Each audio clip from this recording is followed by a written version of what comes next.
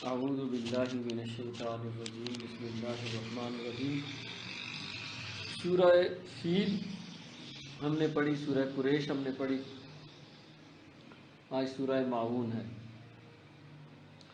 ارأیت الذی یکذب بالدین فذلک الذی یدع الیتیم ولا یحض علی طعام المسکین فویل للمصلین الذین هم عن صلاتهم ساہون الذین هم یراؤون ویمنعون الماعون۔ صدق اللہ العظیم۔ اچھا جی، ارائیت الذی یکذب بالدین، کیا دیکھا تو نے اس کو جو دین کو جھٹلاتا ہے؟ ارائیتا، کیا تو نے دیکھا؟ یکذب، جو تکذیب کرتا ہے، جھٹلاتا ہے، بالدین، دین کو۔ تو کیا آپ نے ایسے شخص کو دیکھا جو دین کو جھٹلاتا ہے؟ دین کو جھٹلانے والا کون ہے؟ یہ پوری صورت اسی پر آئی ہے، اسی کے کریکٹرسٹکس پہ آئی ہے۔ پہلے کوشچن پوچھا گیا کہ کیا تم نے ایسے شخص کو دیکھا جو دین کو جھٹلاتا ہے؟ ٹھیک ہے جی۔ اور پھر اس کے بعد اس کی نشانیاں بتائی گئی کہ کون شخص دین کو جھٹلاتا ہے۔ یہ دین کا لفظ پہلے کہیں ہم نے پڑھا، مالک یوم الدین۔ جی، سورہ فاتحہ۔ آپ کہتے ہیں کہ نہیں، کیوں نہیں؟ لیکن وہ تو کیا دن تھا نا، دن تھا؟ مالک یوم الدین۔ یوم کا مطلب دن ہوتا ہے نا، دین کا مطلب دن تو نہیں ہوتا۔ اچھا اچھا، دین میں سے یہ کو نکالے تو پھر اردو کا دن بنتا ہے۔ اردو اور عربی کو آپس میں مکس نہ کریں پلیز، اس سے تحریف قرآن کے زمرے میں آ جائے گا۔ اچھا، بدلے کا دن، اور یہاں جو بدلے کو جھٹلاتا ہے،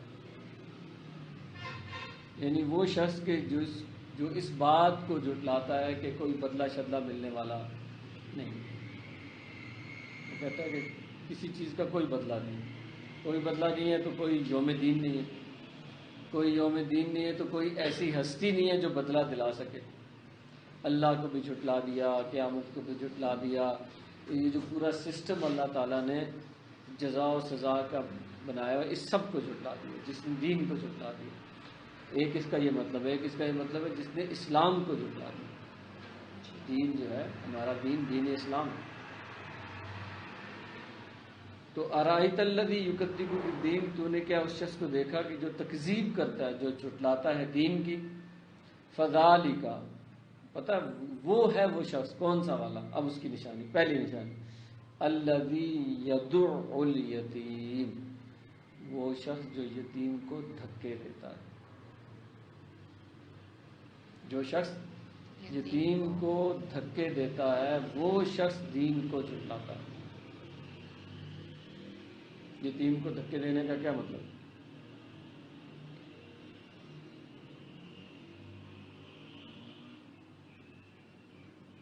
یتیم کے حقوق کو پورا نہیں کرتا، یتیم پہ ظلم کرتا ہے، اور جو معاشرے کے مظلوم طبقات ان میں سے ایک یتیم ہے، اس کو وہ اس کا خیال نہیں رکھتا۔ وہ سمجھتا ہے کہ یہ میرے قابو میں ہے، میرے غلاموں کی طرح ہے، میں اس کو جو مرضی کروں۔ کعبے میں مختلف لوگ بیٹھے ہوئے تھے، جو بڑے بڑے سرداران قریش تھے، ان کی مجلس لگتی تھی۔ تو ایک یتیم آیا اور اس نے آ کے کہا کہ بڑا پھٹے حالوں میں تھا، کپڑے پھٹے ہوئے تھے، بھوک لگی ہوئی تھی، اور اس نے کہا کہ ابو جہل نے میرا مال دبایا ہے اور اس کے پاس میرا حق ہے، وہ میرا حق نہیں دیتا۔ تو وہ سارے جو ہے نا، انہوں نے ایک دوسرے کو کنکھیوں سے دیکھا، انہوں نے کہا آواز کرتے ہیں کچھ چکر۔ انہوں نے کہا اچھا یہ تمہارے ساتھ یہ مسئلہ ہو گیا، ابو جہل نے کیا؟ دیکھو ابو جہل تو بڑا طاقتور آدمی ہے، تو ابو جہل سے تمہیں تمہارا حق دلوا سکتے، وہ جو شخص بیٹھے ہوئے نا کونے میں، ان کے پاس چلے جاؤ، وہ تمہیں ابو جہل سے حق دلا سکتے ہیں، ہم تو نہیں دلا سکتے۔ انہوں نے محمد رسول اللہ صلی اللہ علیہ وسلم کی طرف اشارہ کیا۔ مکی دور ہے، ابھی مشکل سے 100 لوگ ایمان لائے، اور اس وقت کا جو سردار ہے ابو جہل، ابو طالب سردار تھے، اس کے بعد ابو جہل سردار ہوا، پھر اس کے بعد ابو لہب ہوا. تو کہا کہ وہ تمہیں حق دلا سکتا، اور ایک دوسرے کو دیکھنے لگے کہ آج مزہ آئے گا، یہ یتیم کو ان کے پاس بھیجا، وہ کیا کریں گے. تو وہ گیا محمد رسول اللہ صلی اللہ علیہ وسلم کے پاس، کہنے لگا کہ یہ بات. آپ صلی اللہ علیہ وسلم نے کہا کہ چلو میرے ساتھ. آپ اس کو لے کے چلے، ابو جہل کے گھر کے دروازے پہ پہنچے، دروازہ کھٹکھٹایا، اندر سے ابو جہل نکلا، اور آپ نے اس کو کہا تم اس کا حق کیوں نہیں دیتے؟ ابو جہل پہ لرزہ داری کام کرو، ابھی دیتا ہوں. ابھی لایا اس کا مال، ایک دم اس نے لا کے اس کا مال جو ہے اس یتیم کے حوالے کیا، اور دروازہ بند کر کے اندر. نبی اکرم صلی اللہ علیہ وسلم نے فرمایا کہ مجھے اللہ تعالیٰ نے روب کی طاقت عطا فرمائی. جب میں چلتا ہوں تو کئی کوس پر میرا روب چلتا ہے. کوس جو ہوتے ہیں وہ پتہ نہیں 1 میل میں 4 کے 5 کے 7 کوس ہوتے ہیں یا 3 کوس ہوتے ہیں، واللہ کئی کوس تک میرا روب جاتا ہے. ایک بڑا سردار تھا قریش کا، وہ اس کو بھیجا انہوں نے کہ جا محمد رسول اللہ صلی اللہ علیہ وسلم کے ساتھ ایسے ایسے بات کر، بدتمیزی کر، یہ کر وہ کر، ہم تماشا دیکھیں. تو وہ جب آیا تو آپ صلی اللہ علیہ وسلم کے سامنے کھڑا ہوا تو کانپنے لگا، تھر تھر کانپنے لگا، بڑی مشکل سے وہاں سے ہٹا. تو سردار نے قریش نے پوچھا تجھے کیا ہو گیا؟ نے کہا مجھے کیا ہو گیا، بڑی مشکل سے بچ کے آیا ہوں. ایک شیر ان کے دائیں طرف تھا، ایک بائیں طرف تھا، اگر ذرا میں ایک قدم بھی اور آگے بڑھاتا تو وہ مجھے چیر پھاڑ کے کھا جاتا. بڑی مشکل سے نکل کے آیا ہوں. یہ سورہ مبارکہ قریش کی اس وقت کی سماجی حالت کو بیان کرتی تھی، یہ سیاسی حالت کو بیان کرتی تھی، یہ اقتصادی حالت کو بیان کرتی تھی، یہ سماجی حالت کو بیان کرتی. ان کا سماج کیسا تھا؟ یتیم کی کوئی پرواہ نہیں کرتا تھا، مظلوم کی کوئی داد رسی نہیں کرتا تھا، ظالم تھے لوگ، کوئی کسی کو پوچھتا نہیں تھا. اس سماج میں نبی اکرم صلی اللہ علیہ وسلم نے اعلان نبوت کیا. بدلہ ملے گا، کوئی قیامت ہوگی، کوئی بدلہ ہوگا؟ نہیں، کوئی نہیں ہوگا، کوئی بدلے کا کنسیپٹ نہیں. آخرت کو جھٹلاتے تھے. یہ جو یہاں سے سورہ کاف شروع ہوتی ہے، کاف والقرآن المجید، تو وہ کیا کہ اس بات پہ انہیں شک تھا کہ دوبارہ اٹھائے جائیں گے.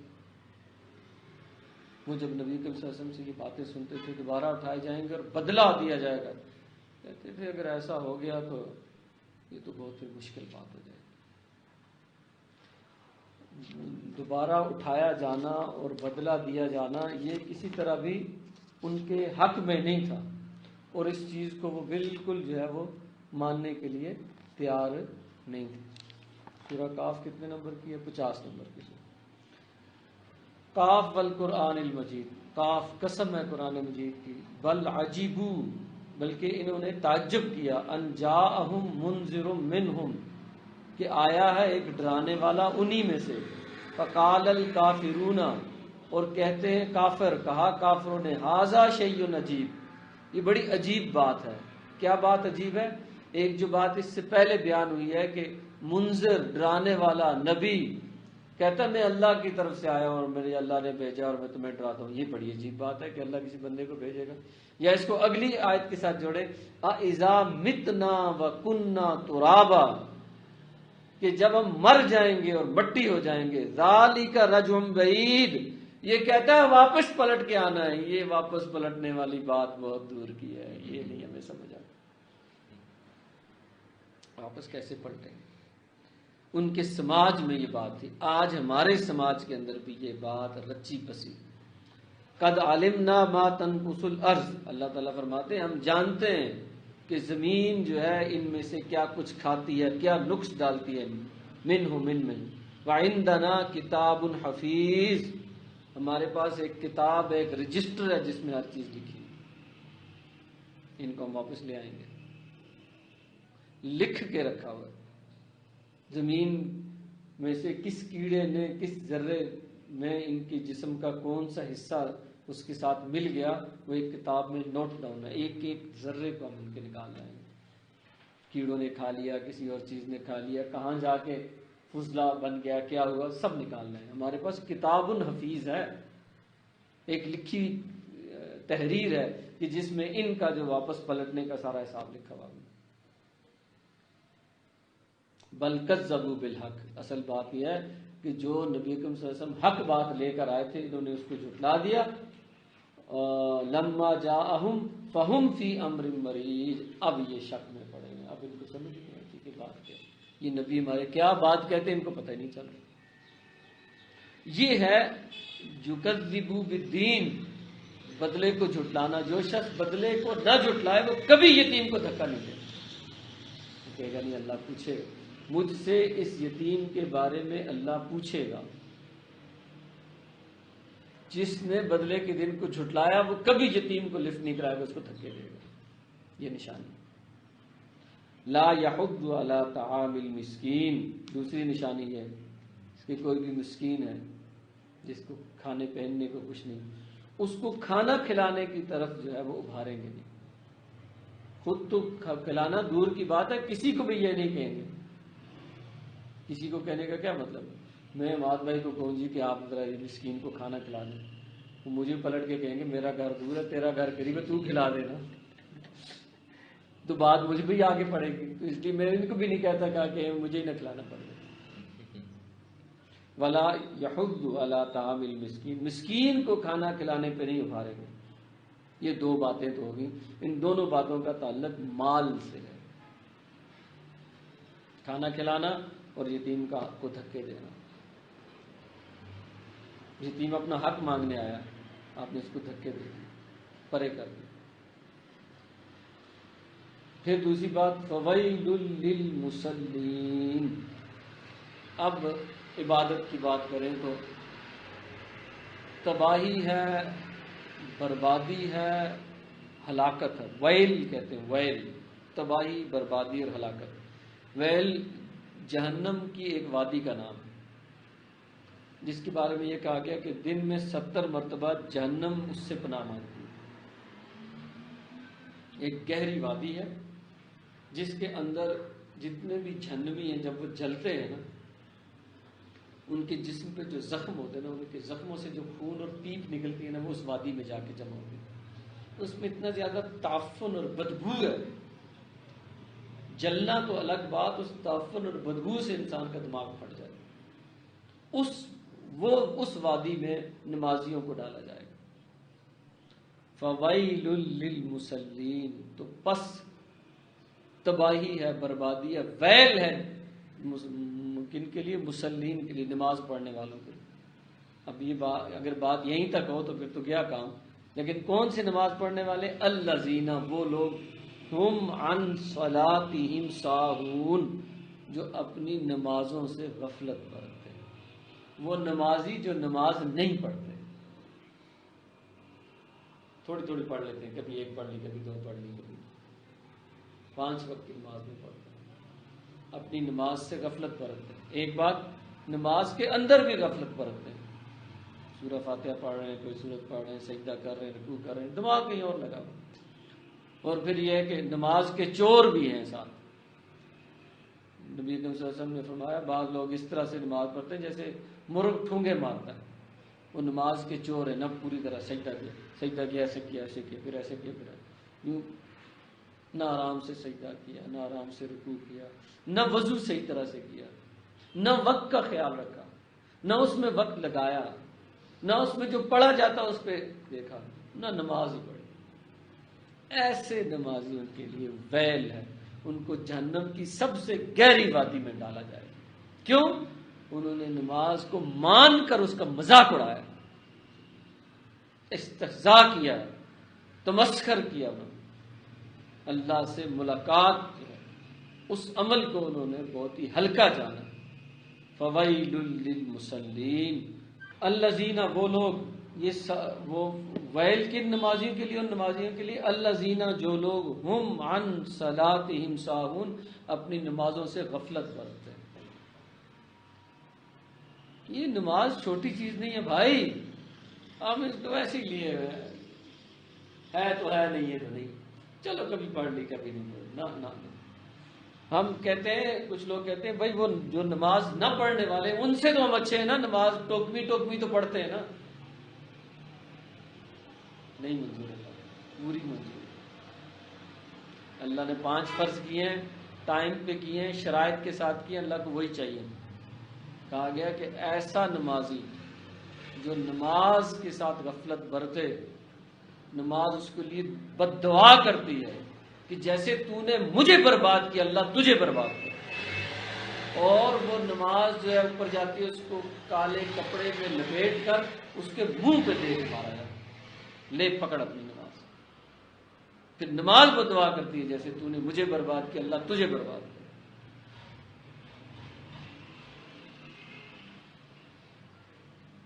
الذین هم عن صلاتهم ساہون الذین هم یراؤون. اللہ اکبر. شرک ایک ہے، شرک اکبر ایک ہے، شرک اصغر. شرک اصغر ہے دکھاوا. الذین هم یراؤون، وہ لوگ جو دکھاوے کے لیے نماز پڑھتے ہیں یا دکھاوا کرتے ہیں. مسکین کو کھانا کھلانے میں بھی دکھاوا کیا، یتیم کا حق دینے میں بھی دکھاوا کیا، نماز پڑھنے میں بھی دکھاوا کیا. یہ دکھاوا شرک اصغر ہے. نماز پڑھ لی اگر بہت سارے لوگ موجود ہیں، آج چلو جی نماز کا ٹائم ہو گیا جی نماز پڑھتے ہیں. جب اکیلے بیٹھے 2 نمازیں گزر گئی تو پرواہ نہیں کہ کس کے لیے پڑھی، اللہ کے لیے تو پڑھی نہیں تھی، دکھانے کے لیے پڑھی تھی نا. یہ بربادی ہے، تباہی ہے ان لوگوں کے لیے جو دکھاوا کرتے ہیں. دکھاوے کی نیکی جو ہے وہ برباد ہو جاتی ہے، وہ اللہ کے یہاں قبول نہیں ہوتی. خواہ وہ نماز ہو، خواہ وہ صدقہ ہو، خواہ وہ کچھ بھی ہو، اگر دکھاوے کے لیے کسی کے لیے کیا ہے تو ویل میں ڈالا جائے گا اس شخص کو. اس کو تباہ کر کے رکھ دیا جائے گا، برباد کر کے رکھ دیا جائے گا. قیامت کا دن ہوگا. تباہی بربادی کیا ہے؟ ایک شخص، اس کو ایک کمرے میں داخل کیا جائے گا جس کی دیواریں آگ کی بنی ہیں، جس پر آگ کی چھت پڑی ہے، اس پہ آگ کا بستر ہوگا، اوپر آگ کی چادر ہوگی. تو برباد نہیں ہوگا وہ شخص؟ یہ ویل نہیں، یہ بربادی نہیں، وہ رہنے قابل ہے جگہ. اس طرح اللہ تعالیٰ اس کو برباد کر کے رکھا. فویل للمصلین وَيَمْنَعُونَ الْمَاعُونَ. ساہون، یراؤون اور معاون. معاشرتی معاملہ یہ ہے کہ ایک دوسرے کے کام آیا جائے. یمنعون منع کرتے ہیں. معاون وہ چیز جس کے دینے سے بندہ غریب نہ ہو، اس کو معاون کہتے ہیں. چھوٹی چھوٹی جو گھر کے استعمال کی چیزیں نا، جو آج کل تو خیر وقت زمانہ بدل گیا، پہلے لوگ جو ہیں وہ ایک دوسرے سے مانگا کرتے تھے. آگ بھی مانگ کے لے جایا کرتے تھے. اپنے چولہے میں سے تھوڑی سی آگ دے دو میں نے چولہا جلاؤں. اپنے گھر سے چینی دے دو جب میرے گھر آئے گی تو تمہیں دے دو. کوئی نمک ہے ابھی کرتے ہیں نا. اور کئی چیزیں ہیں، وہ چیز جس کے دینے سے انسان غریب نہ ہو اس کو معاون کہتے ہیں.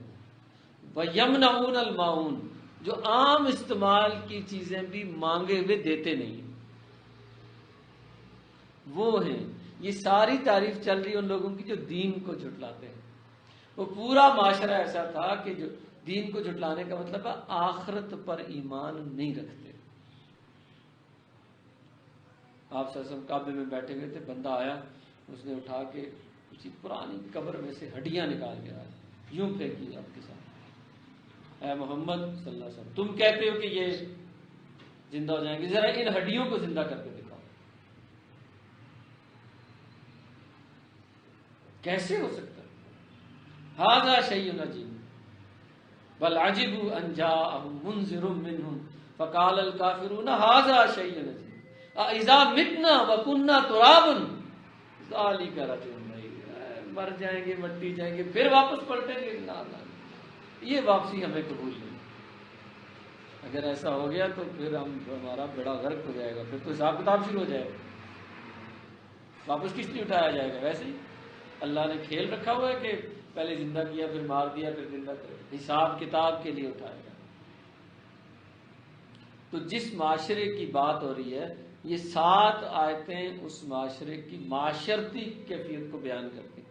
اس سے پہلے 4 آیتیں تھیں اس معاشرے کی اقتصادی حیثیت کو بیان کر رہی تھی، اس سے پہلے 5 آیتیں تھیں وہ اس کی سیاسی حیثیت کو بیان کر رہی تھی۔ تو معاشرہ جو ہے وہ جو نظام اجتماعی ہوتا ہے وہ 3 چیزوں پہ مل کے بنتا ہے، سیاست، معیشت اور معاشرت پہ، یہ تینوں چیزیں سے ڈیل کرتے ہیں۔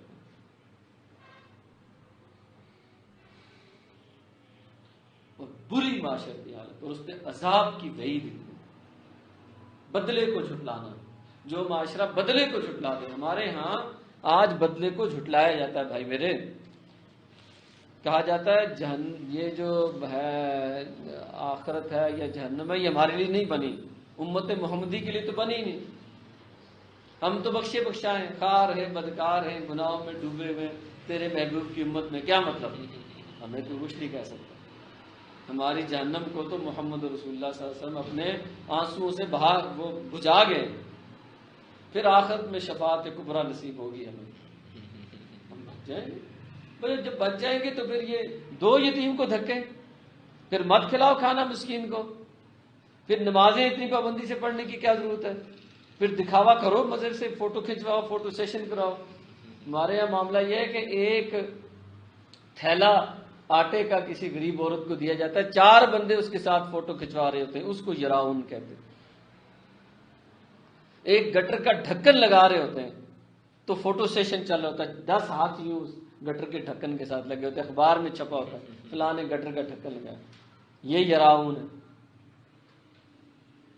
اور اسی طرح نیکی کے جتنے کام میں دکھا کے کرتے ہیں، فوٹوگرافر نہ ہو تو ہم کرتے ہی نہیں، گھنٹہ انتظار کریں گے، فوٹوگرافر آ جائے تو پھر یہ کام کریں گے۔ ہماری ورسٹ کنڈیشن ہے اس وقت۔ اقول قولی ھذا واستغفر اللہ لی ولکم ولسائر المسلمین والمسلمات۔